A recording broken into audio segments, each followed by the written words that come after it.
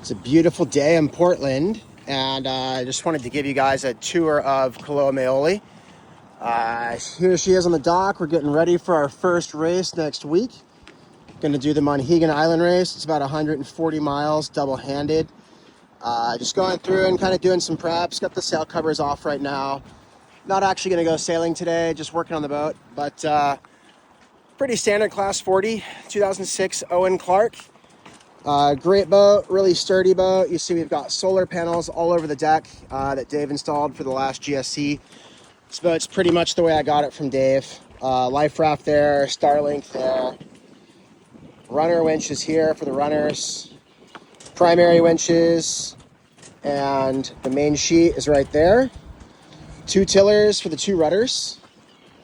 A lot of solar panels, keep the batteries all charged up. All the sails are from One Sails and Mark in New York. Furling staysail that goes on a lock right here, so we take it down if we need to tack the big jib. This is your big Genoa right here.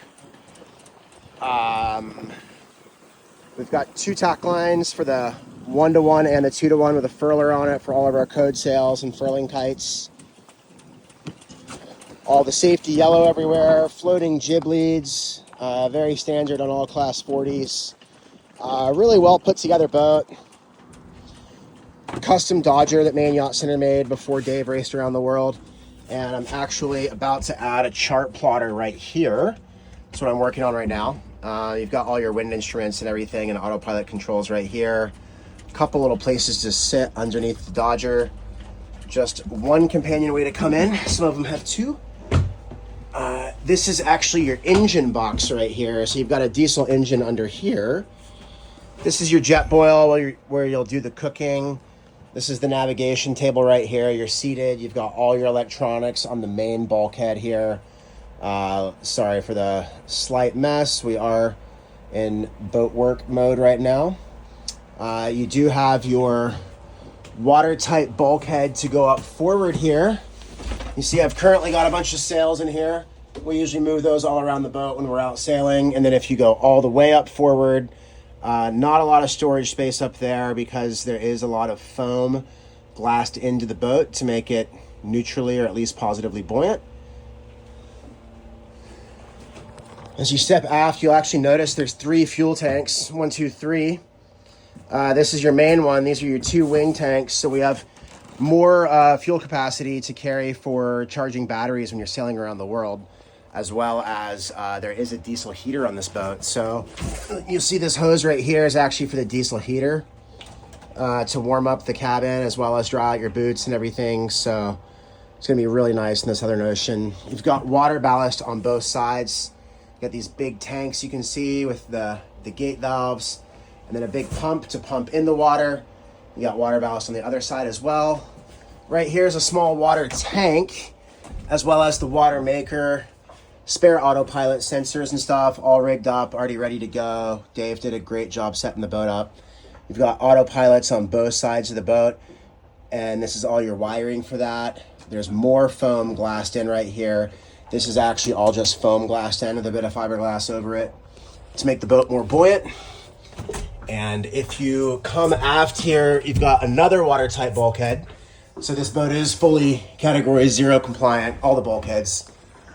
And you've got an autopilot drive and a rudder reference sensor on each side of the boat going to each rudder. So you have full redundancy on your autopilot setup so that you've got 2 drives as well as 2 computers. 2 wind instruments, all the sensors. There's just a lot of redundancy built in, which is a really good setup for racing solo. You got a bunk on either side here, starboard and over on port.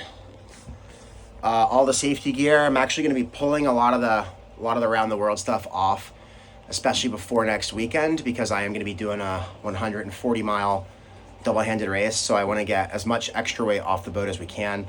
A lot of the spare parts and stuff I'm already taking off right now, just trying to make the boat lighter and lighter because we don't need all those supplies just for a 1-day race. So really good boat, really solid. This boat is one of the only class 40s with no windows. I'm probably going to be changing that before the GSC race, but just wanted to give you guys a quick tour of the boat. I think she's a really well set up boat, and I really enjoy sailing her. She's very solid. I think it gives me a great base to start from. The previous owner, Dave, did a great job setting the boat up and sailing it and keeping it very nice and well maintained. And Main Yacht Center did a great job, you know, with the custom Dodger and the big refit. She's one of the only triple spreader boats out there for the Class 40s. Really solid Southern Spars rig. So I think more and more we might just use that rig for the race. Originally I was planning on getting a new rig, but you know, if we had the money, but I've been kind of told that my rig is super solid. My boat's super solid, and she's a very kind of unique and special boat. Really well set up, and I think she's going to be great for the GSC. Fully rule compliant for the Global Solo Challenge, down to all the details like the tow rails going all the way aft here. The sprit's glassed in, super solid, very different from the new boats. She is also a little bit skinnier than new boats because she's not max beam. Should make her better in light air for sure. But really well set up boat, and stoked to own her and be getting ready for the GSC. So a little tour of Koloa Maoli. You.